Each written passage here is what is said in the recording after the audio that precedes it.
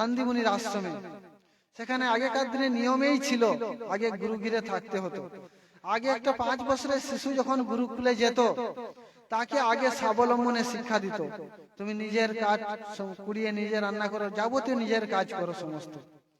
তারপরে সমস্ত শিক্ষা, অষ্টাদশ মহাবিদ্যা আছে, মানে সমস্ত শাস্ত্র, জ্যোতিষবিদ্যা, অস্ত্রবিদ্যা, সঙ্গীত বিদ্যা, সমস্ত শিক্ষায় পারদর্শী করে বলতো তুমি গারস্থ জীবনে যাবে কি সংসার জীবনে যাবে। তখন যদি বলো না গারস্থ, সুদামা ঠাকুর যেমন ছিলেন তিনি গারস্থ জীবনে গেলেন, তো কতগুলো বিধি নিষেধ সংসার জীবনে বেঁধে দিতেন, তোমরা এইভাবে সংসার করো, করো কৃষ্ণের সংসার, ছাড়ি অনাচার। মানে সুন্দর একটা পারমার্থিক পরিবেশের মধ্যে গারস্থ আশ্রম রচনা করতে হবে।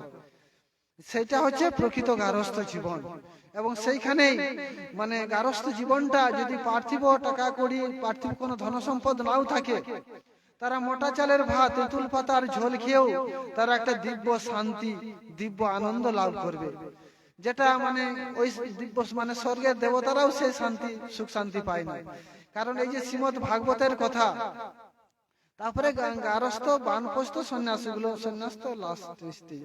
তাই এই শ্রীমদ ভাগবতের কথা মানে যখন পরীক্ষিত মহারাজ ব্রহ্মশাপগ্রস্ত হয়ে গেছিলেন, তখন সুখদেব গোস্বামী যখন বলছিলেন, স্বর্গের মানে দেবতাগণ এসেছিলেন এই ভাগবতের কথা শ্রবণের জন্য, কিন্তু সুখদেব গোস্বামী দেবতাদের শোনালেন না।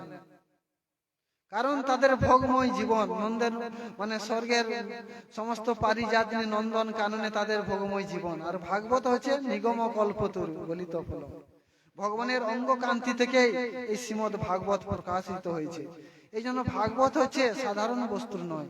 তো এই যে আজ আমাদের শুভানন্দ প্রভু ভাগবতের কথা বলছিলেন, এটা আমাদের অনেক সৌভাগ্যের কথা।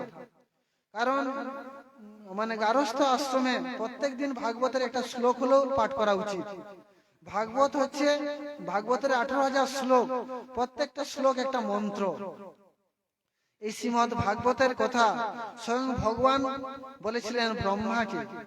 ব্রহ্মা সেটা নারদ মুনিকে বলেছিলেন, নারদ মুনি সেটা ব্যাসদেবকে বলেছিলেন, ব্যাসদেব সেটা নিজ পুত্র সুখদেব গোস্বামীকে বলেছিলেন। সুখদেব গোস্বামী যখন পরীক্ষিত মহারাজ ব্রহ্মশাপগ্রস্ত হয়ে গঙ্গার তীরে ছিলেন, তখন এই সুখদেব গোস্বামী শ্রীমদ ভাগবতের কথা বলেছিলেন। পরবর্তীকালে নৈমিষারণ্যে মানে তারপরে যখন এই ভাগবতের কথা সুখদেব গোস্বামী বলছিলেন, উপরে আসুন, বসুন, বসুন, বসুন, বসুন, বসুন, শ্যামসুন্দর প্রভু আসুন, বসুন না কিছু, বসুন, বসুন,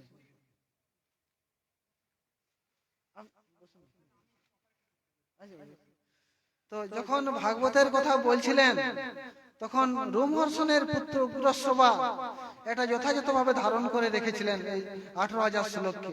পরবর্তীকালে নৈমিষারণ্যে 60,000 ঋষির কাছে এই শ্রীমদ ভাগবতের কথা বলেছিলেন। তো এটা কখন, যখন দাপরের অন্তে এবং কলির আরম্ভে, যখন এই মাতা বসুন্ধরা অনেক পাপের ভারে জর্জরিত হয়ে পড়ছিলেন, সহ্য করতে পারছিলেন না, তখন তিনি এটা গাভীর রূপ ধারণ করে অশ্রুপূর্ণ নয়নে তিনি করুণ ভাবে ব্রহ্মার কাছে দুঃখের কথা নিবেদন করেছিলেন। ব্রহ্মা বলেছিলেন এই অসুর মারণ লীলা তো আমার পক্ষে সম্ভব নয়। তখন ব্রহ্মা ক্ষীর সমুদ্রের তীরে, যেখানে ভগবান বিষ্ণু অনন্ত শয্যায় শায়িত আছেন, সেখানে রওনা হলেন। দেবাদিদেব মহাদেবের নেতৃত্বে সমস্ত দেবতাগণ সহ সেখানে মাতা বসুন্ধরাও গেলেন। সর্বপ্রথম এক পুরুষার্থ মন্ত্র আছে, যেটা অর্চন পদ্ধতিতে আছে। বিশেষ বিশেষ জন্মাষ্টমী, রাধাষ্টমী, মানে ঝুলন যাত্রা, বিভিন্ন অনুষ্ঠানে এগুলো অর্চনের সময় পাঠ করা হয়। তো সেই পুরুষার্থ মন্ত্রের দ্বারা ভগবান স্তব করলেন, সাড়া দিলেন না। তখন হতাশ হয়ে তীব্র তপস্যায় বসলেন। সেই তপস্যাতেই সন্তুষ্ট হয়ে ভগবান বিষ্ণু মানে দৈববাণী হলো, তোমরা চিন্তা করো না, আমার পরাশক্তি সহ আমি ধরিত্রীতে অবতীর্ণ হব। কারণ পূর্বে আমি শুনেছি মানে সমস্ত অসুররা দেবরাজ্য পর্যন্ত দখল করে নিয়েছিলেন, মুনিষীদের যজ্ঞস্থলে মলমূত্র ত্যাগ করছিলেন, কংস এত অত্যাচারী ছিল, যজ্ঞের আগুন নিভিয়ে দিয়েছিল। এমন তো ভগবান কৃষ্ণচন্দ্র বললেন, তোমরা কোনো চিন্তা করো না, আমার পরাশক্তি সহই আমি ধরিত্রীতে অবতীর্ণ হব এবং অসুর মারণ লীলা করব। তখন দেবতাগণ স্ব স্থানে যে যার প্রস্থান করলেন। ভগবান যথা সময়ে কংসের কারাগারে অবতীর্ণ হলেন। তারপরে উনি ব্রজভূমিতে এলেন। ব্রজভূমিতে থাকার ফলে আবার মথুরাতে গেলেন, সেখানে কংস বধ করলেন। কংস বধের পরেই ক্ষত্রিয়াচার্য শান্তিমুনির আশ্রমে ছিলেন। তারপরেই 64 দিনে 64 কলা উদ্যান করে পুনরায় উনি এলেন মথুরাতে। মথুরা থেকে উনি আর ব্রজে আসতে চাচ্ছেন না, কারণ জরাসন্ধ পুনরায় আবার মথুরাপুরে আক্রমণ করবেন। তারপরে উদ্ধব মহারাজ বলছে, তুমি যাও ব্রজের সংবাদ নিয়ে আসবে, যাও। কারণ ব্রজভূমিটা একটা অপ্রাকৃত মাধুর্যের ধাম। ব্রজভূমি সাধারণ নয়, 84 কোষ বৃন্দাবন। প্রায় যাচ্ছেন এখন, তো খুব ভালো সৌভাগ্যের বিষয়। তো এই জন্য অপ্রাকৃত মাধুর্যের ধাম বৃন্দাবন, ওটা ভগবানের অতি আদরের ভূমি। তো সেইখানে উদ্ধব মহারাজ বলছে, তুমি যাও ব্রজের সংবাদ নিয়ে আসবে, যাও। তো উদ্ধব মহারাজ মথুরা থেকে বৃন্দাবন পায়ে হেঁটে যেতে চেয়েছিলেন। তো ভগবান কৃষ্ণচন্দ্র বলছে, না, তুমি রথে করেই যাও। অনেকে যুগল পরিক্রমা করে মথুরা থেকে বৃন্দাবন। তারপরে উনি ভগবান নিজে রথ দিলেন সোনার, নিজের অঙ্গের বসন দিলেন। গলার যেটা বৈজয়ন্তী মালা ভগবানের, সেটা পর্যন্ত উদ্ধব মহারাজের গলায় পরিয়ে দিলেন। গিয়ে দেখলেন যে ব্রজের কি অবস্থা। কৃষ্ণ বিরহে যখন প্রথম নন্দ মহারাজের সাথে দর্শন করলেন, সেই তোর বিহনে কাঁদে অলিকুল, গাহে না পাখি ফুটে না কো ফুল, আকাশে বাতাসে উঠে হাহাকার কৃষ্ণ বিরহে। রাধারানী অহরহ অষ্টসাত্ত্বিক বিকার। কৃষ্ণ বিরহের যে কি চরম অবস্থাটা দেখলেন। তো সেখানে উদ্ধব মহারাজ কৃষ্ণ গুণগান নিয়ে যখন ছিলেন, তখন ব্রজগোপীরা শান্তি লাভ করেছিলেন। সেখানে 8 মাস ছিলেন উদ্ধব মহারাজ। তারপরেই যখন ব্রজের সংবাদ নিয়ে চলে আসবেন, রথের কাছে এসছেন, তখন সমস্ত ব্রজগোপীরা এসেছিলেন। আর ব্রজগোপীরা সাধারণ নয়, ওনারা সবাই নিত্য সিদ্ধ, কেউ সাধন সিদ্ধ, সবাই ছিলেন। কারণ যখন রামচন্দ্র অবতারে ত্রেতা যুগে গেছিলেন দণ্ডকারণ্যে, তখন মুনি ঋষিরা সেই দুর্বাদল শ্যাম সুন্দর রামচন্দ্র রূপে সবাই মুগ্ধ হয়েছিলেন। তখন উনি বলেছিলেন, এই অবতারে আমি একই পত্নী ব্রতধর, আমি সীতা দেবী ছাড়া কিছু জানি না। তো তারপরে যখন অবতীর্ণ হব, তখন তোমাদের মনের কামনা পূর্ণ করব। তো সেইখানে দণ্ডকারণ্যের মুনি ঋষি যোগী তপস্বীরাই সেই 100 কোটি গোপী রূপে তারা আবির্ভূত হয়েছিলেন। তারপরেই যখন রথের সামনে এলেন, তখন সমস্ত মা যশোদা দিয়েছে দুগ্ধ জাতীয় জিনিস, ব্রজগোপীরা যে বন্ধুরা দিয়েছে গুঞ্জাহার, বনফুলের মালা, যে যা পাচ্ছে দিয়েছিলেন। কিন্তু রাধারানী সেখানে কিছু দেয়নি। অভিমান করে চিঠি লিখেছিল যে, হে ব্রজচন্দ্র, তুমি বৃন্দাবনকে অন্ধকার করে বর্তমান মথুরার আকাশে উদিত হয়েছ, ঠিক আছে, সেখানেই থাকো, কিন্তু কোনদিন কলঙ্ক আশঙ্কায় আমরাকে পরিত্যাগ করো না। আমরা তোমার অঙ্কাশ্রিত, চরণাশ্রিত ভক্ত বৎসল ভগবান। ভক্তকে রক্ষা করার জন্য ভগবান যে কোনো অবস্থাতে, যে কোনো মূর্তিতে তার সর্বশক্তি নিয়ে প্রকটিত হয়। ভক্তকে যখন দ্রৌপদী যখন আত্মসমর্পণ করলেন, যখন দেবসভার মাঝে এরকম বস্ত্রহরণ করছিলেন, উনি ভাবছিলেন পঞ্চস্বামী ছিল, পিতামহ বিশ্বদেব ছিল, নিশ্চয়ই ক্ষাত্র বীর্য দিয়ে প্রতিবাদ করে। যখন কেউ কিছু করলো না, তখন দুহাত তুলে নিজের লজ্জা নিবারণ করেছিলেন। তখন কোনো দিকেই পারলেন না, তখন দুহাত তুলে যখন ভগবানকে ডাকলেন, আত্মসমর্পণ করলেন, ভগবান থাকতে পারলেন না, বস্ত্ররূপে জড়িয়ে পড়েছিলেন। এই জন্য বলছে ভক্ত বৎসল ভগবান। ভক্তকে রক্ষা করাই হচ্ছে ভগবানের কাজ। ভক্তকে যদি ভগবান রক্ষা না করে, তাহলে বলছে ভক্ত বৎসল নামে কলঙ্ক রটবে ভগবানের। এই জন্য ভগবান ভক্তকে রক্ষা করার জন্য যে কোনো অবস্থাতেই, যে কোনো মূর্তিতেই তার সর্বশক্তি নিয়ে ভগবান প্রকটিত হন। তো সেখানে আর এনারা তো ভগবানের অতি প্রিয়জন। তো সেখানে রাধারানী বললেন যে তোমরা এই কথা বললেন। আর উদ্ধব মহারাজ একটা কথা বললেন, ঠিক আছে, তুমি ব্রজের সংবাদ নিয়ে যাচ্ছ, ঠিক আছে, কিন্তু কোনোদিন একদিনে ব্রজের কথা বলতে যেও না। বলতে গেলে কৃষ্ণ ভগবানকে স্বাভাবিক পাবে না। তারপরেই যখন যাবেন রথ নিয়ে, তখন সমস্ত ব্রজগোপীরা বসেছিল এবং উঠে দাঁড়ালেন আর মথুরার প্রাণে তাকালেন আর হা কৃষ্ণ হা ব্রজনাথ বলে একটা মর্মভেদী আর্তনাদ করতে লাগলো। তাদের তপ্ত নিঃশ্বাসে ব্রহ্মাণ্ডের মধ্যে মহাক্ষোভ উপস্থিত হলো। ব্রজের বিক্ষলতা পশুপক্ষীকুল আর্তিমাখা কন্দন করতে লাগলো এবং দেববৃন্দের শরীরে ঘর্মপাত হতে লাগলো। বৈকুণ্ঠ যে মানে লক্ষ্মী দেবী তার অশ্রু সম্পাত হলো। উদ্ধব মহারাজ অবাক বিস্ময়ে তাকালেন, এ কি ব্রজের প্রেম, এত অনুরাগ, এত গভীর প্রেম, এত নিবিড় বিরহ বেদনা, বলছে আমি তো কোনোদিন কোথাও দেখিনি এই অবস্থাটা। তখন উদ্ধব মহারাজ ব্রজের বিক্ষলতা হয়ে জন্মগ্রহণের সাধ করলেন। বলছি যদি আমি ব্রজের বিক্ষলতা হয়ে জন্মগ্রহণ করি তাহলে আমার জীবন সার্থক হবে, কারণ ব্রজগোপীরা যখন অভিসারে দৌড়ে যাবে তাদের ধুলিগুলো সে আমার গায়ে লাগবে, তাতে আমার জীবন সার্থক হবে। এই জন্য বৃন্দাবনে গেলে লতা পাতা কোনোদিন ছিঁড়তে নেই। সেখানে মুনি ঋষি যোগী তপস্বীরাই সব ব্রজের বিক্ষলতা হয়ে জন্মগ্রহণের সাধ করেছিলেন। ওই যে বলছে না এখনো বৃন্দাবনের তরুলতা তারাও কহে কৃষ্ণ কথা। তো সেখানে ব্রজ এই জন্য অপ্রাকৃত। তারপরেই যখন উদ্ধব মহারাজ চলে এলেন, ভগবানও বেকুল হয়ে আছেন যে কখন আসবেন। তারপরে যখন পৌঁছালেন, ভগবান নিজে উত্তরে দিয়ে উদ্ধব মহারাজের ঘাম মুছিয়ে দিচ্ছেন, পাখা করে দিচ্ছেন, নিজ প্রকাশে নিয়ে গেলেন। মা যশোদার কথা যেদিন জিজ্ঞেস করলেন থাকতে পারলেন না, মূর্ছা হয়ে পড়েছিলেন। আর যেদিন রাধারানীর কথা বললেন উদ্ধব মহারাজ, যে রাধারানী এরকম অহরহ অষ্টশক্তি বিকার, কারণ রাধারানী ছিলেন মানে রাধা কৃষ্ণ একই আত্মা, দুই দেহ ধরি তন্নে হন্যে বিলাস রস আস্বাদন করি। একটা আত্মা দুটা দেহ ধারণ করেছিল। আর রাধারানী হচ্ছে একটা প্রেমের ঘনীভূত বিগ্রহ। কারণ দেখবেন এই যে শ্রীমদ ভাগবতে 18,000 শ্লোক আছে, কোথাও কিন্তু রাধারানীর নাম পাবেন না প্রত্যক্ষ ভাবে। অনয়া ধৃত এইসব অনেক কিছু আছে, প্রত্যক্ষ ভাবে নেই। যদি মানে রাধার নাম থাকতো তাহলে এই যে পরীক্ষিত মহারাজ যখন মানে ভাগবতের কথা বলছিলেন তখন মানে সুখদেব গোস্বামী বলতে পারতেন না। রাধার নাম উচ্চারণের সাথে সাথেই মানে সুখদেব গোস্বামী চরম সমাধি চলে যেত এবং সেই সমাধি ভঙ্গ হতেই তার 6 মাস লেগে যেত। তো এই জন্য মানে তারপরে যখন রাধারানীর কথা বললেন হা বিশ্বভানু নন্দিনী বলে সাথে সাথেই মূর্ছা হয়ে পড়ে গেছিলেন।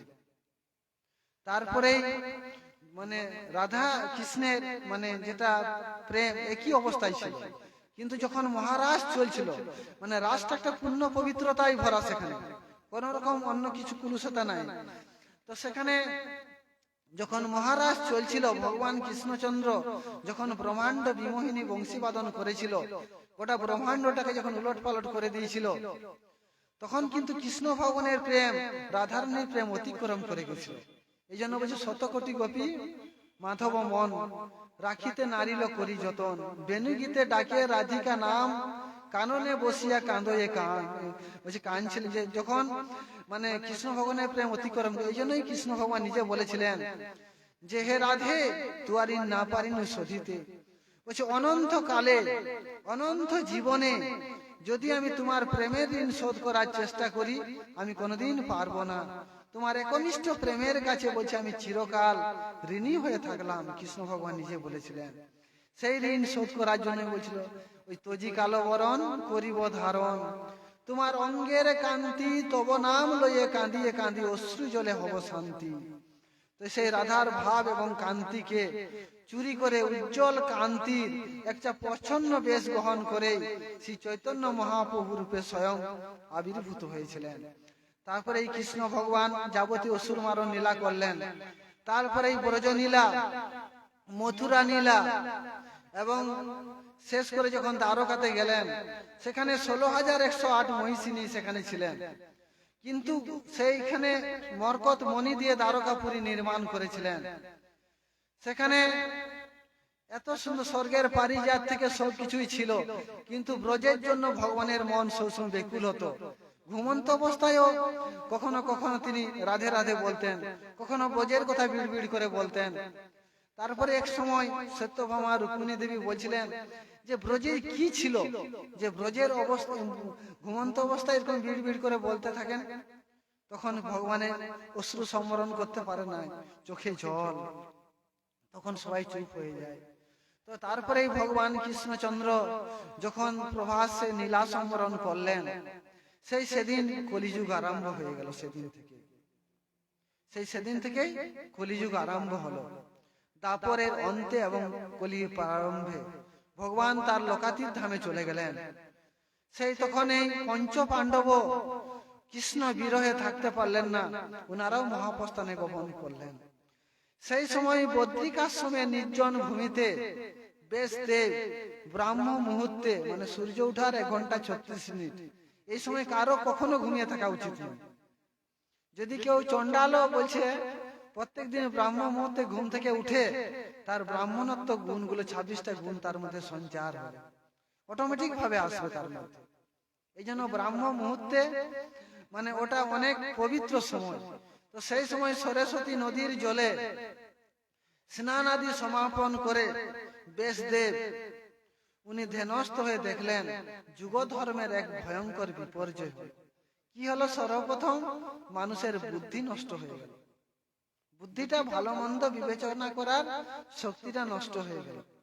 আয়ু কমে গেল, ধর্ম অর্থ কাম মোক্ষ বিনষ্ট হয়ে গেল। মানে 4 পাদ ধর্ম ছিল, প্রত্যেক যুগে কমতে কমতে কলিযুগে 1 পাদ হলো। সেটা আবার নড়বড়ে, শক্ত নয়। মানে ওটা সত্যতা, মানুষের কলিযুগে সত্যতাও বুঝে থাকবে না।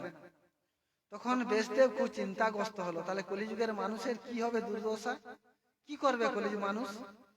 তখন মানুষের কল্যাণের জন্যই 18খানা পুরাণ রচনা করলেন, বেদ বিভাগ করলেন, সুবৃহৎ মহাভারত রচনা করলেন। এত সব গ্রন্থ প্রণয়ন করে যখন শান্তি পাচ্ছিলেন না, তখন হঠাৎ নারদ মুনি এলেন। নারদ মুনি বলছে, এরকম আপনার মধ্যে বিষণ্ণতা কেন? সাধারণ মানুষের দুঃখ কষ্ট থাকে, আমাদের কিছু একটা পাওয়ার ছিল, পাচ্ছি না, আমরা কষ্ট পাচ্ছি। কোন একটা জিনিস নিয়ে আমরা কষ্ট পাই। কিন্তু যারা আত্মারা, যারা ভগবানের সমর্পিত আত্মা, তারা কোনো কিছুই দুঃখ নেই। যেজন কৃষ্ণ প্রদে সপিয়েছে প্রাণ, সে পদ কমল যার সদা ধ্যান জ্ঞান। কি ভয় তার রণে মরণে, কি ভয় তার দুর্গম গহনে। তারা মা ভয়, তারা কোনো কিছুকেই ভয় করে না, যারা ভগবানের সমর্পিত আত্মা। তার মানে যারা ভগবানের ভক্ত, তারা ভগবানের কাছে দুঃখই চায়, তারা কোনোদিন সুখ চায় না। কুন্তী দেবী কোনোদিন ভগবানের কাছে সুখ চাইতেন, দুঃখই চায়, কারণ তাদের প্রারব্ধ গুলো ক্ষয় হয়ে যায়। এই জন্য আমাদের গুরু মহারাজ একটা গান গাইতেন, তুমি দুঃখ দিতে ভালোবাসো, তাই তো নিলাম দুঃখের ব্রত, যতই আঘাত হানবে হে নাথ সইব আমি পাষাণ হয়ে। দুঃখ দেওয়ার সাধ কি প্রভু, মিটল না হয় আজও তবু। সে তো ধূপের মতো আপনি জ্বলে, বল তারে গো দিবে কত। বলছে কত দিবে দাও, কিন্তু তোমার স্মরণ যেন আমি না ভুলে যাই ভগবানের। তারপরেই যখন ব্যাসদেব বলে, এ তো আত্মারাম, স্বয়ং বেশা অবতার ভগবান। বলছে আপনার মধ্যে কেন বিষণ্ণতা? সাধারণ মানুষ তিতাব জ্বালায় দগ্ধীভূত হচ্ছে, আধ্যাত্মিক আদি দৈবিক আদি ভৌতিক, কিন্তু আপনার মধ্যে কেন এরকম বিষণ্ণতা? তখন বলছে, মানুষের কল্যাণের জন্য এত গ্রন্থ প্রণয়ন করলাম, কিন্তু শান্তি পাচ্ছি না, কোথায় কি যেন একটা ফাঁক রয়ে গেছে। তখনই সমস্ত পুরাণের সার সংকলন করে শ্রী উপলব্ধি থেকে এই শ্রীমদ ভাগবত মহাপুরাণ রচনা করলেন গ্রন্থাকারে। যেটা আজ আমাদের পূজ্যপাদ শুভানন্দ প্রভু এটা ভাগবতের কথা বলছেন, এটা অনেক ভালো। ভাগবতের কথা যেখানে হয়, সমস্ত মানে দেবতাগণ সেখানে খেলা করে, যেখানে বৈষ্ণবগণ সেইখানে বৃন্দাবন বলছিলেন। তো সেখানে যখন তারপরে শ্রীমদ ভাগবত রচনা করলেন, কিন্তু উনি জনমানসে প্রচার করলেন না। কখন? যখন মানে পরীক্ষিত মহারাজ অনেক ভাগ্যবান ব্যক্তি ছিল, অনেক ভাগ্যবান। মানে যখন কৃষ্ণ ভগবান হস্তিনাপুর ছেড়ে দ্বারকায় চলে যাবে, একটা পা রথের উপর রেখেছে, সেই সময় উত্তরা আলু থালু বেছে ভগবানের দিকে দৌড়াচ্ছে, যে অশ্বত্থামা ব্রহ্মাস্ত্র নিক্ষেপ করে দিয়েছে পাণ্ডব বংশকে শেষ করে দেওয়ার জন্য। কারণ পঞ্চ পাণ্ডব দৈব সম্পদ নিয়ে জন্মগ্রহণ করেছে, 26টা গুণ তাদের পরিপূর্ণ। আর দুর্যোধন আসরিক সম্পদ নিয়ে জন্মগ্রহণ করেছে। পঞ্চ পাণ্ডবের উপর অত্যাচার করেই যাচ্ছে, আর এরা সহ্য করেই যাচ্ছে। তারপরে যখন একটা কথা আছে, রাখে হরি মারে কে, আর মারে হরি রাখে। ভগবান যাকে রক্ষা করবে, পৃথিবীর কোন শক্তি তাকে অনিষ্ট করতে পারবে না, কেউ পারবে না, কারো ক্ষমতা নেই। তো চলে যাবে। সেই সময় উত্তরাকে তার গর্ভে যে সন্তান ছিল পরীক্ষিত মহারাজ, তাকে নষ্ট করে দেওয়ার জন্য অশ্বত্থামা ব্রহ্মাস্ত্র নিক্ষেপ করে দিয়েছে, মানে পাণ্ডব বংশকে শেষ করে দেওয়ার জন্য।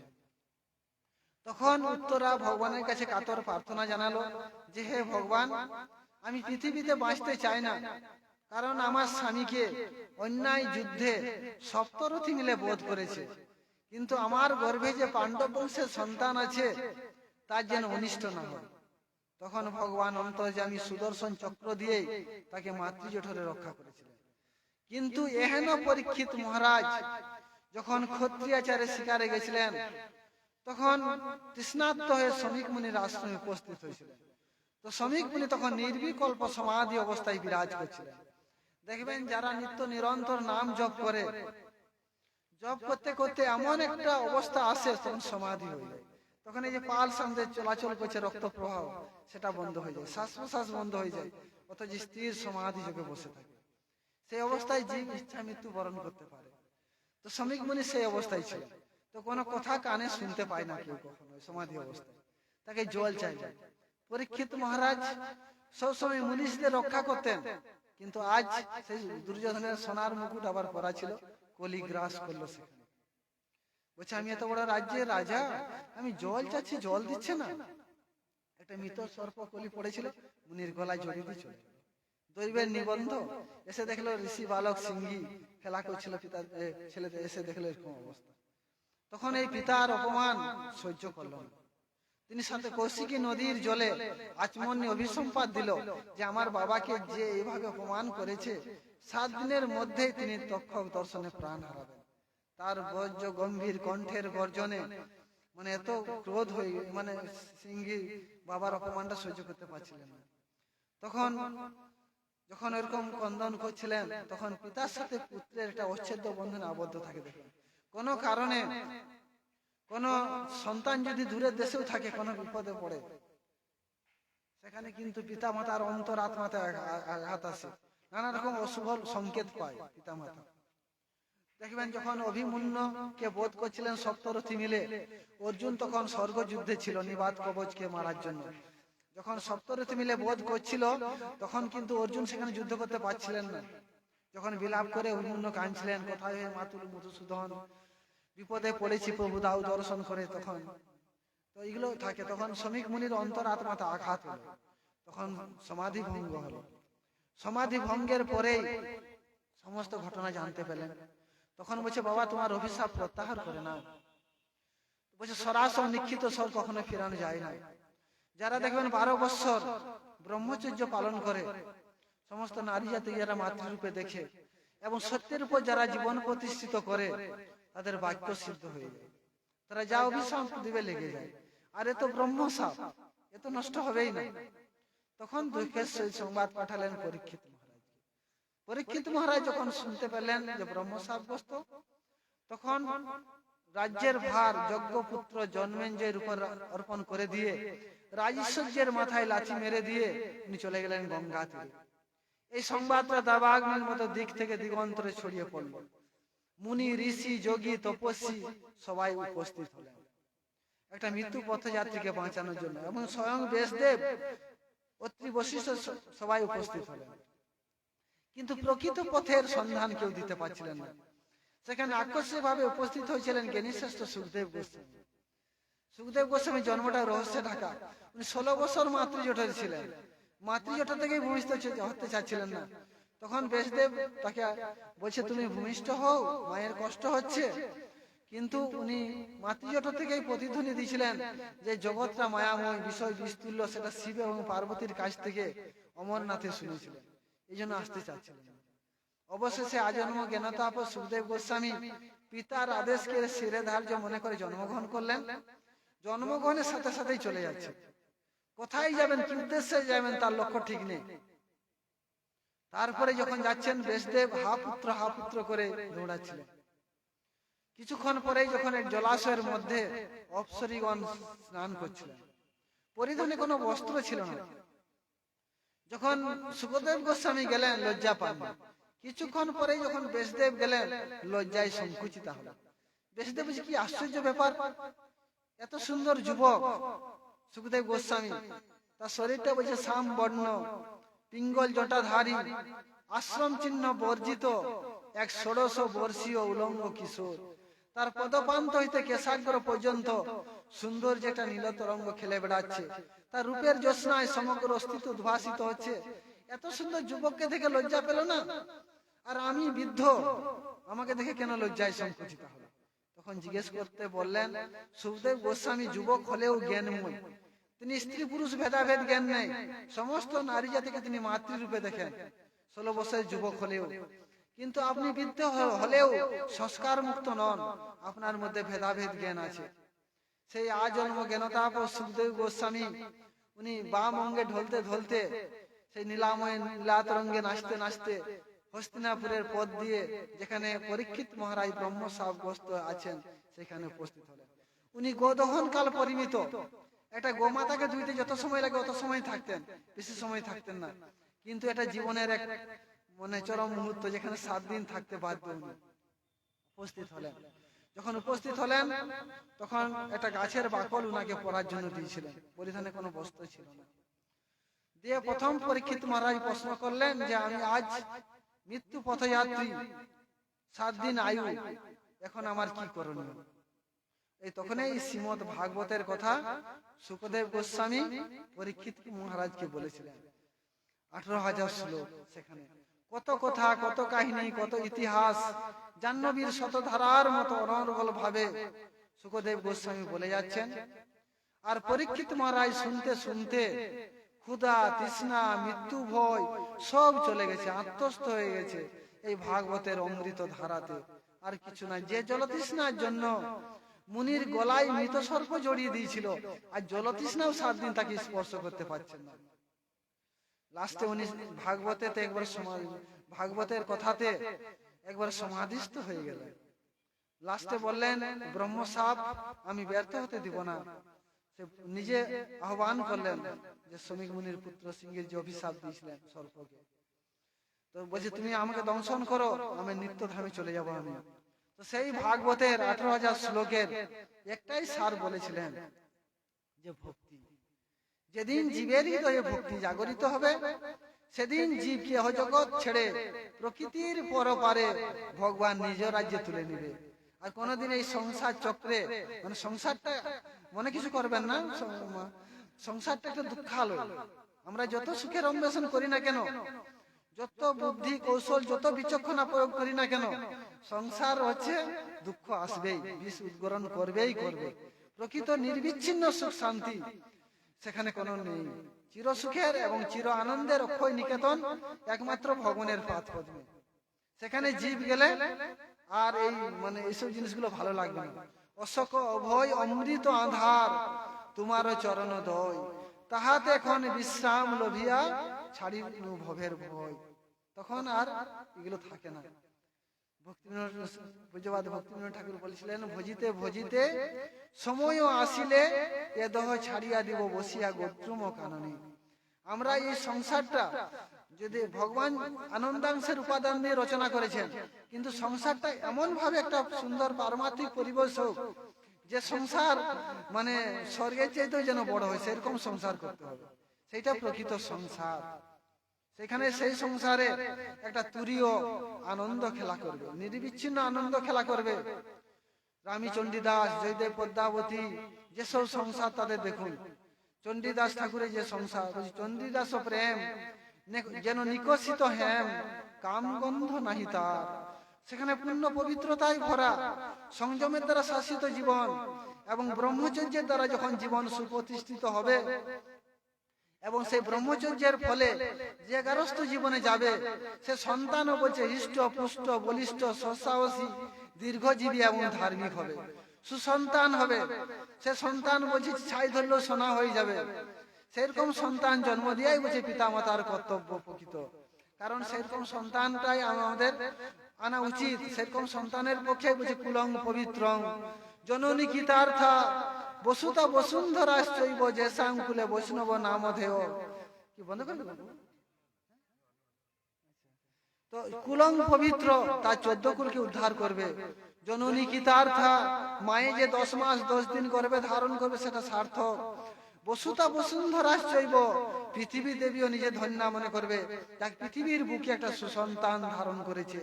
তার চিন্তা তরঙ্গেও শ্বাস প্রশ্বাসেও দেশের উন্নতি হবে। এই জন্য আমাদের প্রত্যেকের এই ব্রহ্ম আচার্য সেবনই ব্রহ্মচর্য, মানে গুরুদেবের সেবার দ্বারা যখন ব্রহ্মচর্য সুপ্রতিষ্ঠিত হবে তখন গারস্থ জীবনে যাবে। মানে ঘরের যদি ভিত না থাকে তাহলে উপর দিকে ঘর উঠবে না। সেরকম ব্রহ্মচর্যের দ্বারা জীবন যদি সুপ্রতিষ্ঠিত হয় তখন গারস্থ বানপ্রস্থ সন্ন্যাস আশ্রমগুলো থাকবে ভালো। না হলে বানপ্রস্থ সন্ন্যাস, সন্ন্যাস মানে কি? সম্যক রূপে নাশ। কায় মন বাক্যকে যিনি দণ্ড দিতে পেরেছেন তিনি ত্রিদণ্ডী।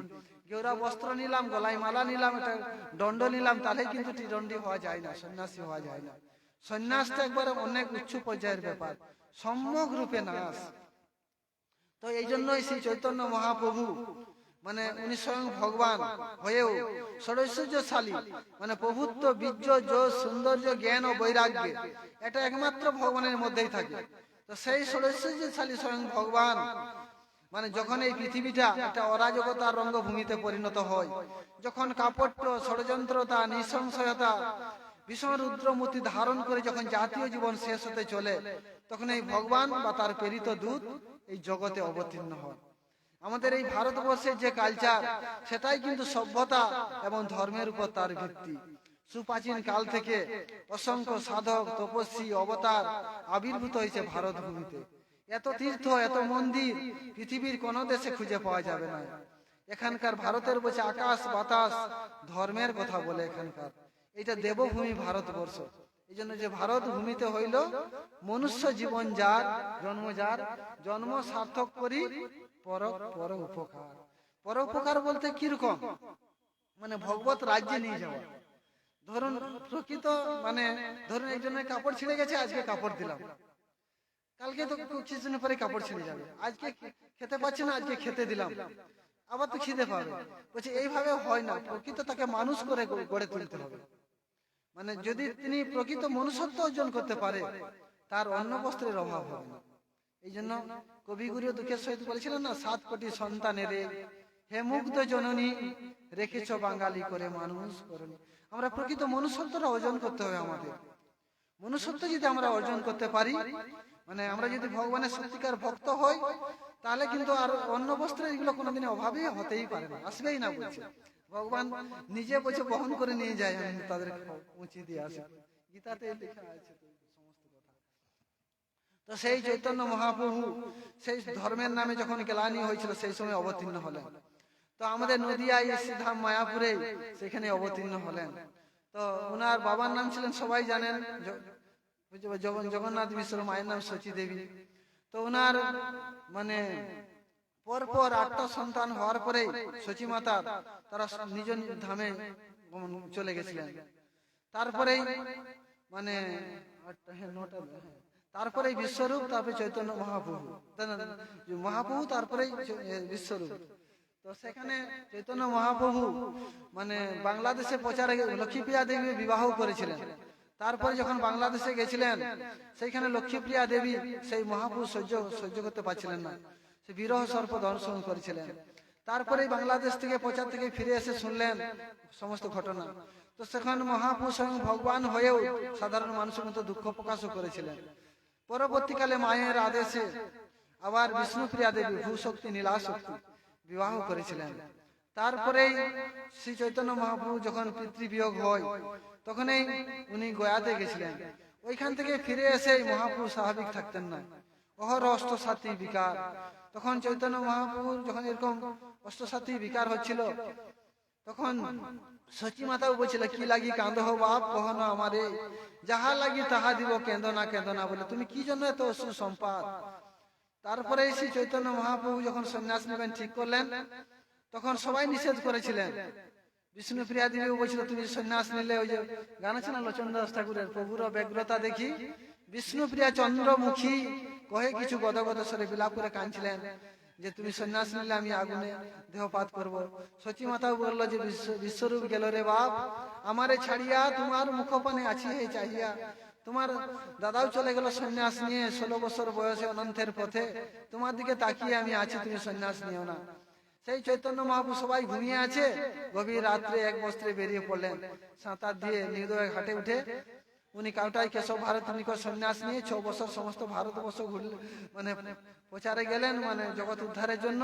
18 বছর শ্রীক্ষেত্র পুরীতে হয়ে গেলেন। তারপরে সেই মহাপ্রভু অহর অষ্টসাত্বিক বিকার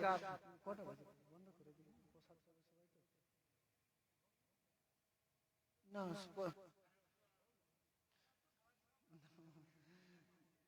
তারপরে মানে শ্রী চৈতন্য মহাপ্রভু 18 বছর যখন পুরীতে একান্ত হয়ে গেলেন, সেই চরম দিব্য উন্মাদ দশাতে মহাপ্রভু মানে শুধু একটা পেরিয়ে গেছে তো মানে 8টা শ্লোক রচনা করেছিলেন।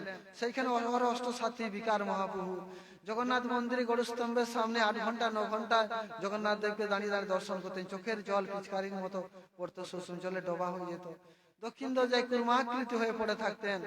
যখন কৃষ্ণ নাম শোনাতে শোনাতে স্বাভাবিক আসতেন না, তখন 2জন 4জন তুলে নিয়ে গিয়ে গম্ভীরায় শুয়ে দিতেন। তো সেই চৈতন্য মহাপ্রভু শুধু শিক্ষাষ্টক 8টা শ্লোক রচনা করেছিলেন।